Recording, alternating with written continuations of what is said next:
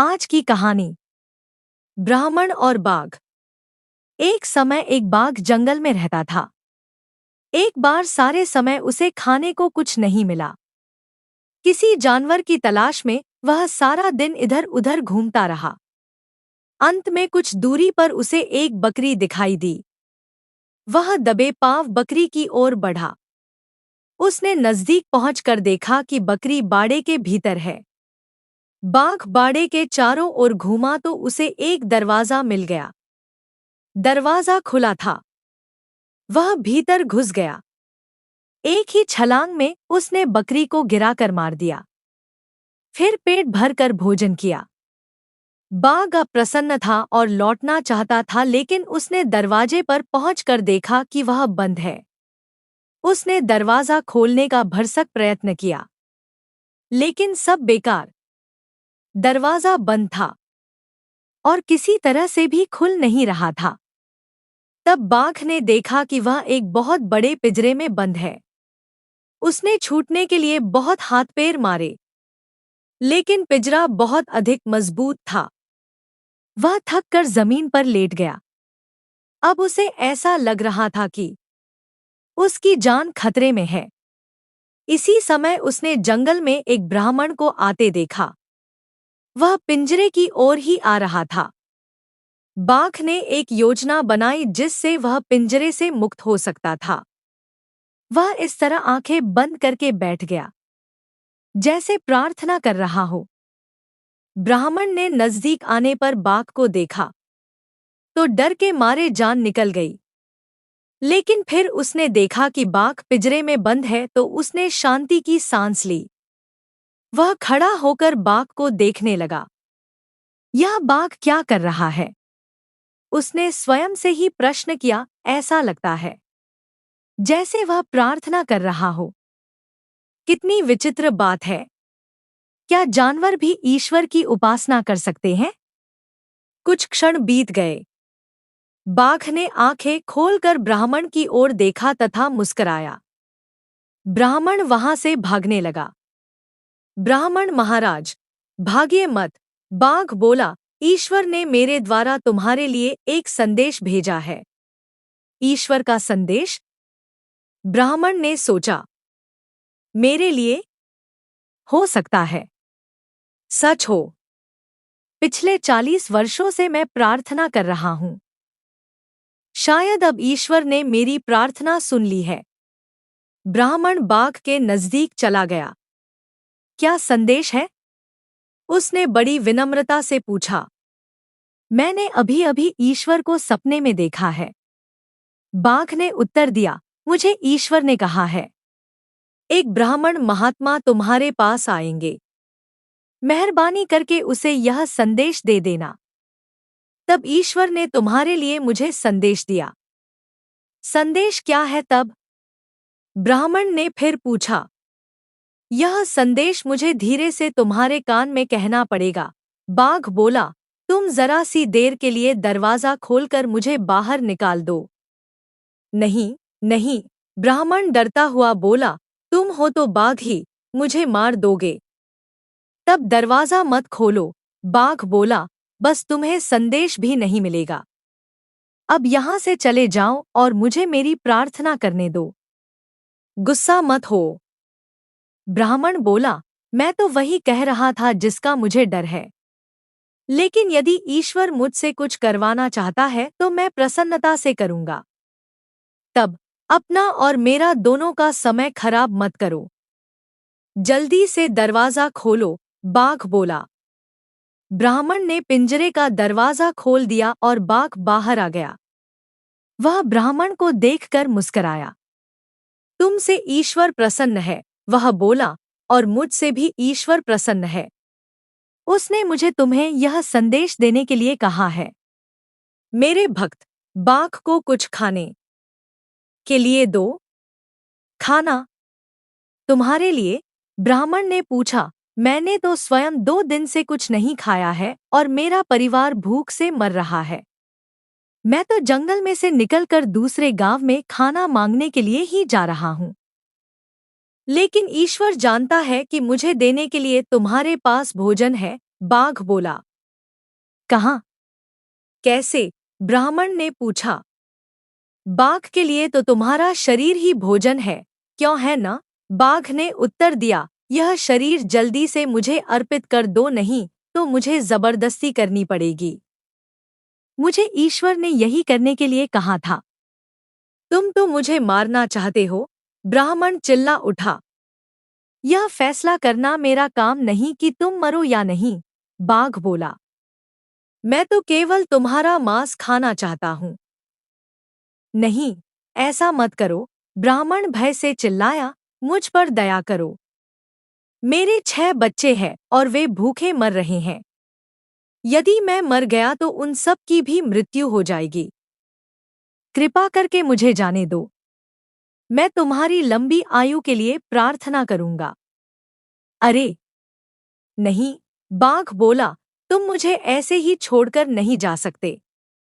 यह तो ईश्वर की ही इच्छा है कि मैं तुम्हें खाऊं। मुझे मत मारो, मुझे मत मारो, ब्राह्मण ने मिन्नत की। मैं दूसरे गांव जाकर तुम्हारे लिए ढेर सारा खाना ले आऊंगा। मैं तुमसे वायदा करता हूं। मुझे तुम पर विश्वास है, लेकिन मैं और प्रतीक्षा नहीं कर सकता, बाघ ने उत्तर दिया, मैं तुम्हें अभी खाना चाहता हूं। इसके अलावा वह कहता गया, आदमी पर दया नहीं करनी चाहिए। वह बड़ा दुष्ट होता है। देखो, यह पिंजरा आदमी ने मुझे पकड़ने और मारने के लिए ही बनाया है। शेर ब्राह्मण पर झपटने को तैयार था, लेकिन ब्राह्मण चिल्लाया कि यदि उसकी जान बख्श दी जाए तो वह बाघ के लिए सब कुछ करने को तैयार है। आदमी को मरना ही चाहिए, बाघ फिर बोला, आदमी को मार ही देना चाहिए। लेकिन फिर भी तुम्हारे मामले में मैं तुम्हें अवसर दूंगा। हम 3 पंचों के पास चलेंगे। यदि उनमें से एक भी तुम्हारी सहायता के लिए तैयार हो जाएगा तो मैं इस मामले पर फिर से गौर करूंगा। ब्राह्मण को इस बात से सहमत हो जाना पड़ा। वे 3 पंचों की खोज में चल पड़े। पहले उन्हें एक वृद्ध गधा मिला। उन्होंने अपना मामला उसे बताया। गधे ने सारी बात सुनी और अपना निर्णय दे दिया। मेरी ओर देखो, वह बोला, आदमी ने मेरा क्या हाल कर दिया है। मैंने सारा जीवन उसकी गुलामी करते हुए बिताया है।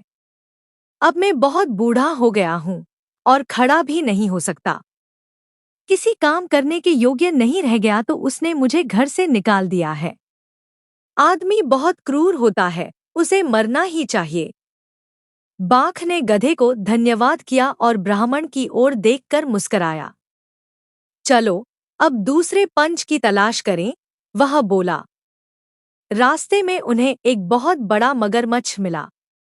ब्राह्मण ने उसे सारा मामला बताया और उससे दया और न्याय की भीख मांगी। मैं कुछ और नहीं सुनना चाहता, मगरमच्छ बोला, मुझे अच्छी तरह से पता है कि मामला क्या है। तुम्हें पता नहीं मेरी पत्नी के साथ क्या किया गया है। एक आदमी ने उसे गोली से मार दिया, इसलिए कि वह उसकी खाल से अपनी पत्नी के लिए बैग बनवा सके। आदमी के जीवित रहते कोई भी जानवर सुरक्षित नहीं है, इसलिए उसे मरना ही चाहिए। मगरमच्छ ने बिना यह सुने कि बाघ क्या कहना चाहता है अपना निर्णय दे दिया था। आओ, अब तीसरे पंच की तलाश करें, बाघ बहुत प्रसन्न होता हुआ बोला। ब्राह्मण का पता और डगमगाता हुआ बाघ के पीछे चला। उन्हें काफी रास्ता तय करने के पश्चात तीसरा पंच मिला। यह एक लोमड़ी थी। उन्होंने उसे अपना मामला सुनने के लिए कहा। लोमड़ी ने उनकी पूरी कहानी सुनी। पहले उसने कहानी बाघ से सुनी और फिर ब्राह्मण से।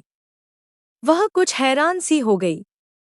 उसने उन्हें मामले को फिर समझाने के लिए कहा। उन्होंने वैसा ही किया, लेकिन लोमड़ी की समझ में वह सब कुछ नहीं आया जो वे बताना चाहते थे। लगता था कि लोमड़ी और भी अधिक उलझ गई है तथा परेशान हो गई है। अच्छा, तो ब्राह्मण महाराज पिंजरे में थे जब बाघ आया। ठीक है न, वह बोली। नहीं, नहीं, बाघ बोला, ब्राह्मण नहीं, मैं पिंजरे में था। अच्छा, अब समझ में आया। लोमड़ी बोली, ब्राह्मण प्रार्थना कर रहा था, है न? जब बाघ ने उसे देखा, बिल्कुल गलत। बाघ चिल्लाया, पिंजरे में मैं था और प्रार्थना कर रहा था। तुम पिंजरे के भीतर थे। लोमड़ी ने सिर खुजलाते हुए पूछा, तब तुम यहाँ कैसे आए? तुम बिल्कुल मूर्ख हो। बाघ चिल्लाया, तुम्हारी समझ में कुछ भी नहीं आ रहा। हमने जो कुछ कहा उससे दो पंच तो सब बात समझ गए। उन्होंने युक्तिसंगत निर्णय भी दे दिए। लेकिन एक तुम हो कि तुम्हारी समझ में ही कुछ नहीं आ रहा है। वास्तव में स्थिति क्या थी, यह समझना जरा कठिन है, लोमड़ी बोली। जब तक वह स्थान मैं स्वयं न देख लूं। चलो हम सब वहां चलें, जहां की घटना घटी थी। अच्छा, आओ, बाघ बोला, चलो, चलें। ब्राह्मण, बाघ और लोमड़ी इकट्ठे पिंजरे की ओर चल पड़े। अब मुझे देखने दो, लोमड़ी बोली। ब्राह्मण महाराज, आप पिंजरे में घुसिए और वैसे ही बैठिए जैसे आप बैठे थे और बाघ को यहीं प्रार्थना करने दो। तुम तो महामूर्ख हो, बाघ बोला। पिंजरे में बैठा मैं भजन कर रहा था और ब्राह्मण जंगल की ओर से आ रहा था। यह कैसे हो सकता है? लोमड़ी बोली। मैं तुम्हें दिखाता हूँ। बाघ ने यह कहा और पिंजरे में घुस गया। अब लोमड़ी बोली, ब्राह्मण महाराज पिंजरे का दरवाजा भी बंद कर दो। तब दिखाओ मुझे कि तुमने दरवाजा कैसे खोला था। कांपते हुए ब्राह्मण ने पिंजरे के पास जाकर दरवाजा बंद करके ताला लगा दिया। क्या तुम अब देखना चाहती हो कि मैंने दरवाजा कैसे खोला था? उसने पूछा। ओ बुद्धू, लोमड़ी ने कहा, मैंने तुमसे बड़ा मूर्ख अभी तक कहीं नहीं देखा। भागो और अपना रास्ता पकड़ो, जैसे कि कभी कुछ भी हुआ न हो। फिर लोमड़ी बाघ की ओर मुड़कर बोली, अलविदा, प्रिय बाघ, आप बड़े मजे से अब अपनी प्रार्थना में मग्न रह सकते हो।